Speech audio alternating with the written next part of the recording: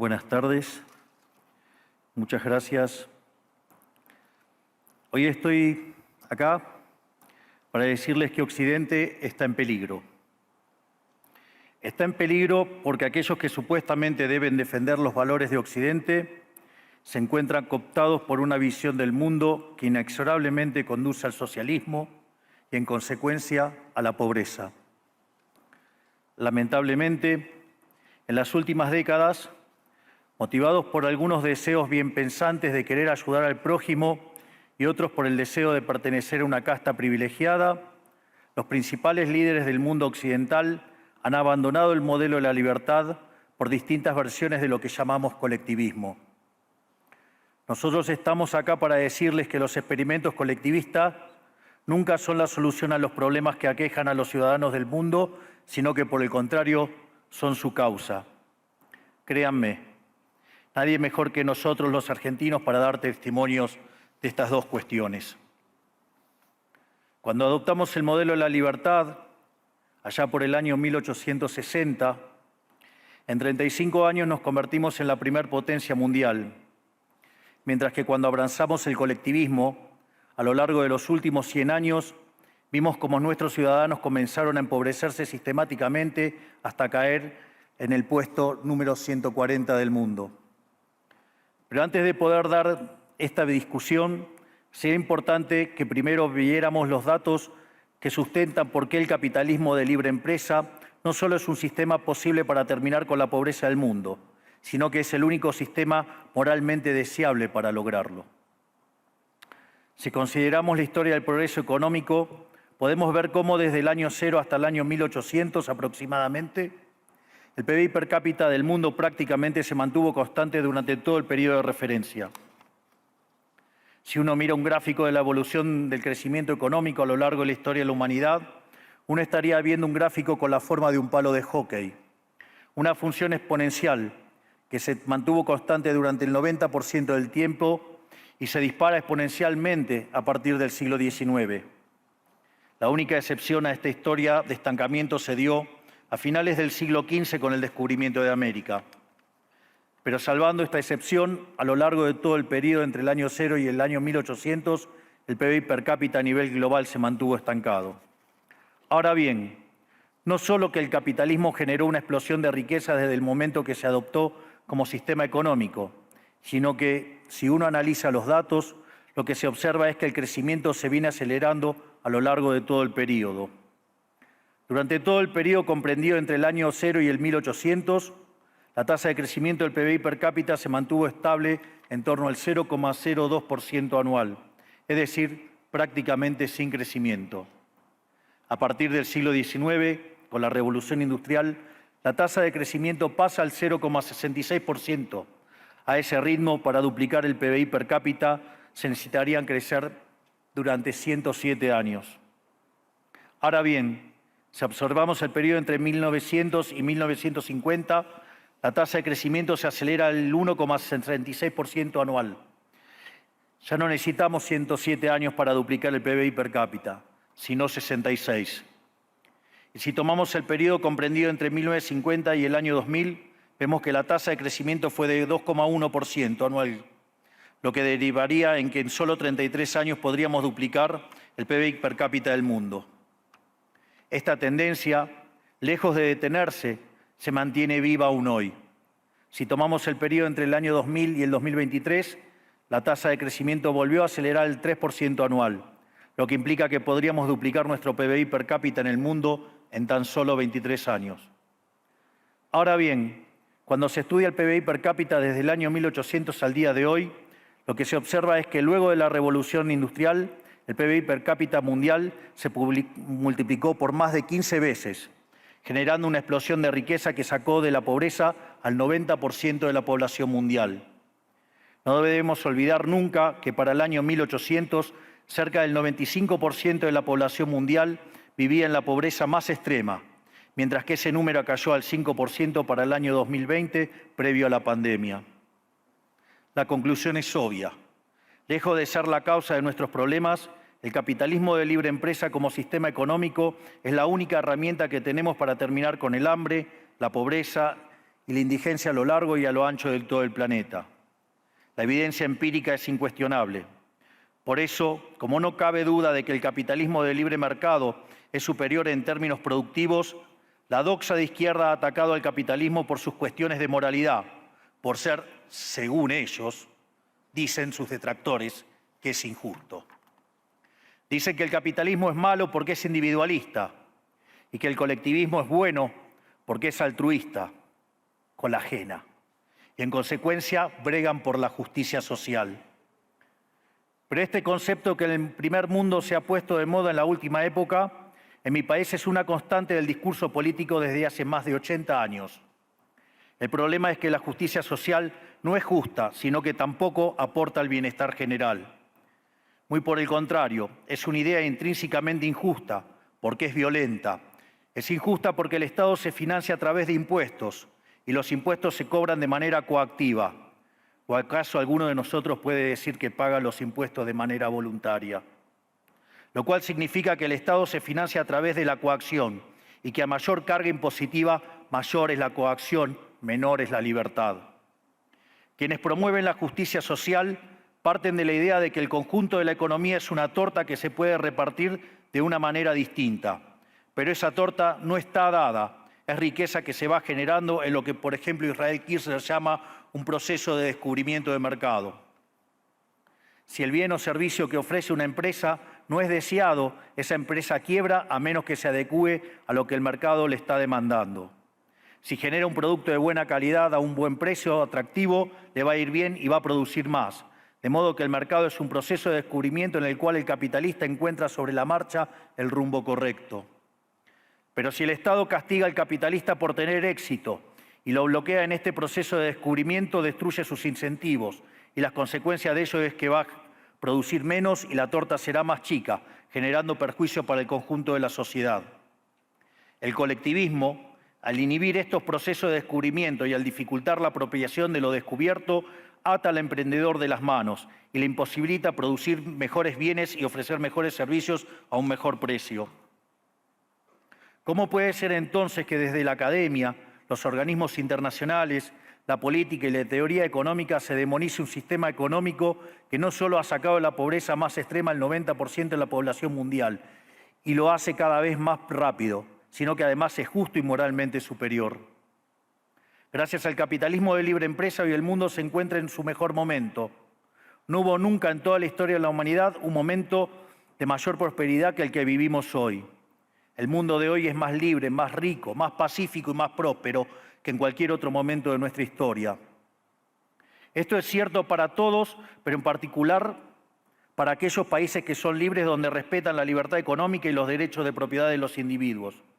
Porque aquellos países que son libres son 12 veces más ricos que los reprimidos. El decil más bajo de la distribución de los países libres vive mejor que el 90% de la población de los países reprimidos. Tiene 25 veces menos cantidad de pobres en el formato estándar y 50 veces menos en el formato extremo. Y por si eso fuera poco, los ciudadanos de los países libres viven un 25% más que los ciudadanos de los países reprimidos.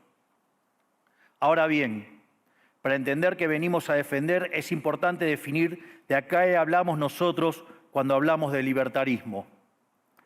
Para definirlo, retomo las palabras del máximo prócer de las ideas de la libertad de Argentina, el profesor Alberto Venegas Lynch, dijo que dice: el libertarismo es el respeto irrestricto del proyecto de vida del prójimo, basado en el principio de no agresión y en defensa del derecho a la vida, a la libertad y a la propiedad, cuyas instituciones fundamentales son la propiedad privada, los mercados libres de intervención estatal, la libre competencia, la división del trabajo y la cooperación social, donde solo se puede ser exitoso sirviendo al prójimo con bienes de mejor calidad a un mejor precio. Dicho de otro modo, el capitalista, el empresario exitoso, es un benefactor social que, lejos de apropiarse de la riqueza ajena, contribuye al bienestar general. En definitiva, un empresario exitoso es un héroe. Este es el modelo que nosotros estamos proponiendo para la Argentina del futuro. Un modelo basado en los principios fundamentales del libertarismo, la defensa de la vida, de la libertad y de la propiedad. Ahora bien, Si el capitalismo de libre empresa y la libertad económica han sido herramientas extraordinarias para terminar con la pobreza en el mundo, y nos encontramos hoy en el mejor momento de la historia de la humanidad, vale la pena preguntarse, ¿por qué digo entonces que Occidente está en peligro? Digo que Occidente está en peligro justamente porque en aquellos países que deberíamos defender los valores del libre mercado, la propiedad privada y las demás instituciones del libertarismo, sectores del establishment político y económico, algunos por errores en su marco teórico y otros por ambición de poder, están socavando los fundamentos del libertarismo, abriéndole las puertas al socialismo y condenándonos potencialmente a la pobreza, a la miseria y el estancamiento. Porque nunca debe olvidarse que el socialismo es siempre y en todo lugar un fenómeno empobrecedor, que fracasó en todos los países que se intentó. Fue un fracaso en lo económico, fue un fracaso en lo social, fue un fracaso en lo cultural y además asesinó a más de 100 millones de seres humanos. El problema esencial de Occidente hoy es que no solo debemos enfrentarnos a quienes, aún luego de la caída del muro y la evidencia empírica abrumadora, siguen bregando por el socialismo empobrecedor, sino también a nuestros propios líderes, pensadores y académicos que, amparados en un marco teórico equivocado, socavan los fundamentos del sistema que nos ha dado la mayor expansión de riqueza y prosperidad de nuestra historia. El marco teórico al que me refiero es el de la teoría económica neoclásica, que diseña un instrumental que, sin quererlo, termina haciendo funcional la intromisión del Estado, el socialismo y la degradación de la sociedad. El problema de los neoclásicos es que, como el modelo del que se enamoraron no mapea contra la realidad, atribuyen el error al supuesto fallo del mercado, en vez de revisar las premisas de su modelo. Sobre pretexto de un supuesto fallo de mercado, se introducen regulaciones que lo único que generan es distorsiones en el sistema de precios que impiden el cálculo económico y, en consecuencia, el ahorro, la inversión y el crecimiento. Este problema radica esencialmente en que ni siquiera los economistas supuestamente libertarios comprenden qué es el mercado, ya que si se comprendiera, se vería rápidamente que es imposible que exista algo así como un fallo de mercado. El mercado no es una mera descripción gráfica de una curva de oferta y otra de demanda en un gráfico. El mercado es un mecanismo de cooperación social donde se intercambian voluntariamente derechos de propiedad. Por lo tanto, dada esta definición, hablar de fallo de mercado es un oxímoron. No existe el fallo de mercados. Si las transacciones son voluntarias, el único contexto en el que puede haber un fallo de mercado es si hay coacción. Y el único con la capacidad de coaccionar de manera generalizada es el Estado, que tiene el monopolio de la violencia. En consecuencia, si alguien considera que hay un fallo de mercado, les recomendaría que revisen si hay intervención estatal en el medio. Y si encuentran que no hay intervención estatal en el medio, les sugiero que hagan de nuevo el análisis porque definitivamente está mal. Los fallos de mercado no existen. Un ejemplo de los supuestos fallos de mercado que describen los neoclásicos son las estructuras concentradas de la economía. Sin embargo, sin funciones que presenten rendimientos crecientes a escala, cuya contrapartida son las estructuras concentradas de la economía, no podríamos explicar el crecimiento económico desde el año 1800 hasta hoy. Fíjense qué interesante. Desde el año 1800 en adelante, con la población multiplicándose más de 8 o 9 veces, el producto per cápita creció más de 15 veces. Es decir, existen rendimientos crecientes. Eso llevó la pobreza extrema del 95% al 5%. Sin embargo, esas presencias de rendimientos crecientes implican estructuras concentradas, lo que se llamaría, por ejemplo, un monopolio. ¿Cómo puede ser que algo que haya generado tanto bienestar para la teoría neoclásica, eso es un fallo de mercado? Economistas neoclásicos, salgan de la caja. Cuando el modelo falla, no hay que enojarse con la realidad, hay que enojarse con el modelo y cambiarlo. El dilema que enfrenta el modelo neoclásico es que dicen querer perfeccionar el funcionamiento del mercado atacando lo que ellos consideran fallos, pero al hacerlo no solo abren las puertas del socialismo, sino que atentan contra el crecimiento económico. Ejemplo, regular monopolios, destruirle las ganancias y destrozar los rendimientos crecientes, automáticamente destruiría el crecimiento económico. Dicho de otro modo, cada vez que ustedes quieran hacer una corrección de un supuesto fallo de mercado, inexorablemente, por desconocer lo que es el mercado o por haberse enamorado de un modelo fallido, están abriendo las puertas al socialismo y están condenando a la gente a la pobreza.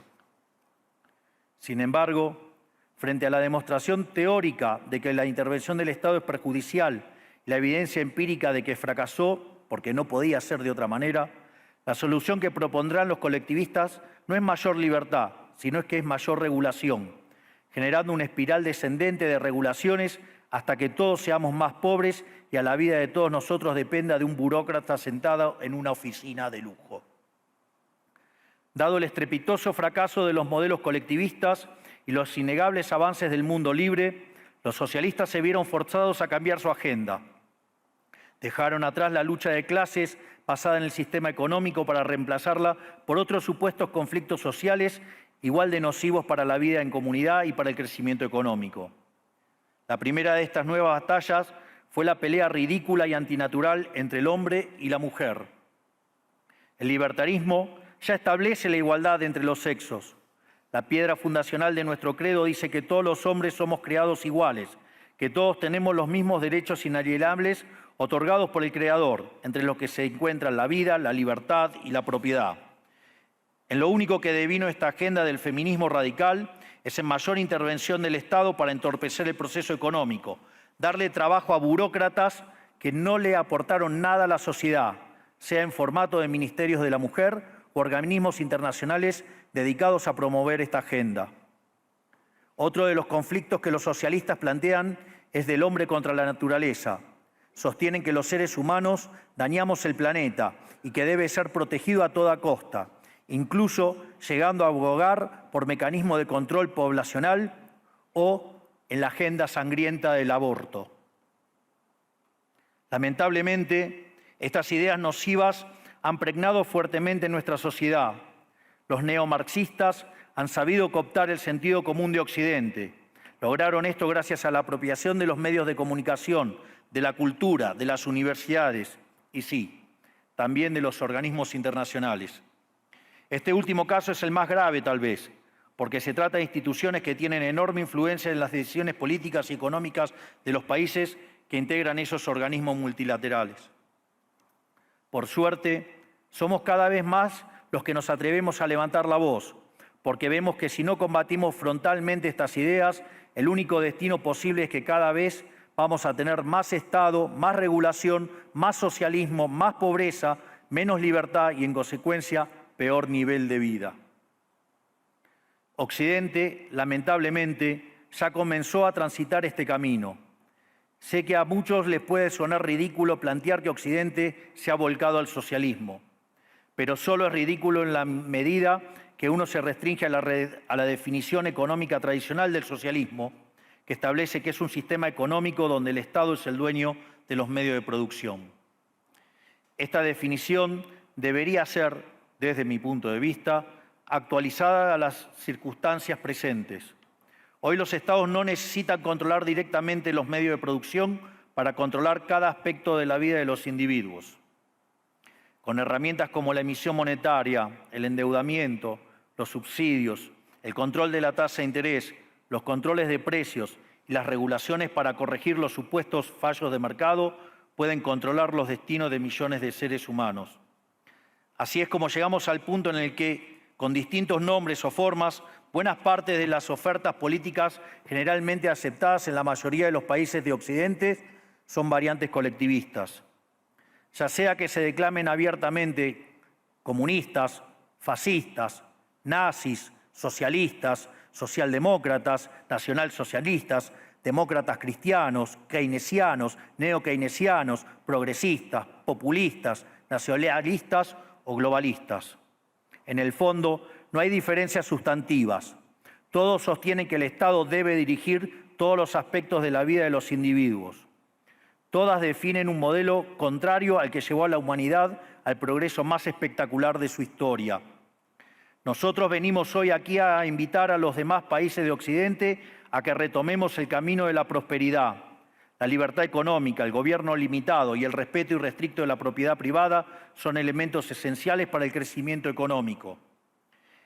Este fenómeno de empobrecimiento que produce el colectivismo no es una fantasía, ni tampoco fatalismo. Es una realidad que los argentinos conocemos muy bien desde hace por lo menos 100 años.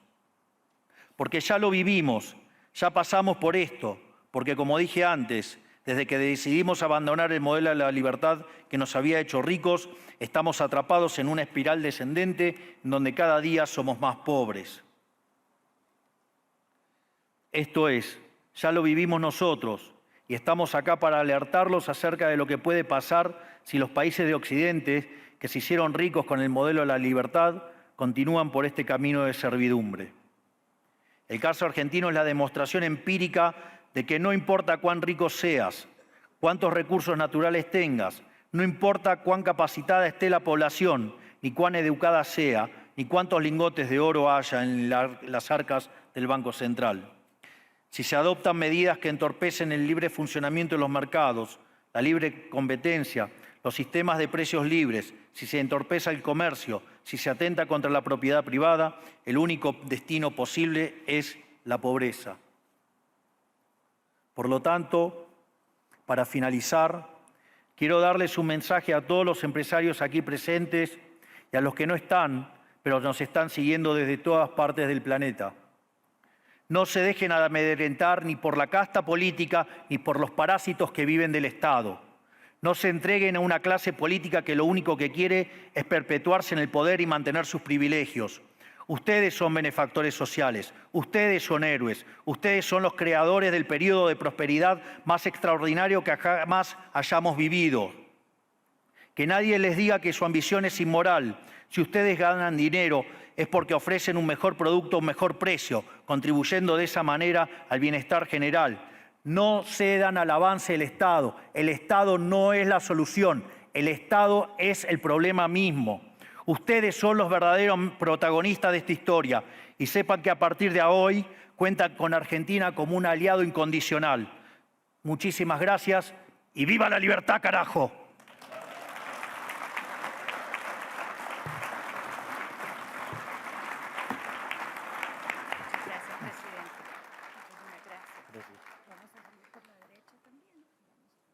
Fantástico. Gracias.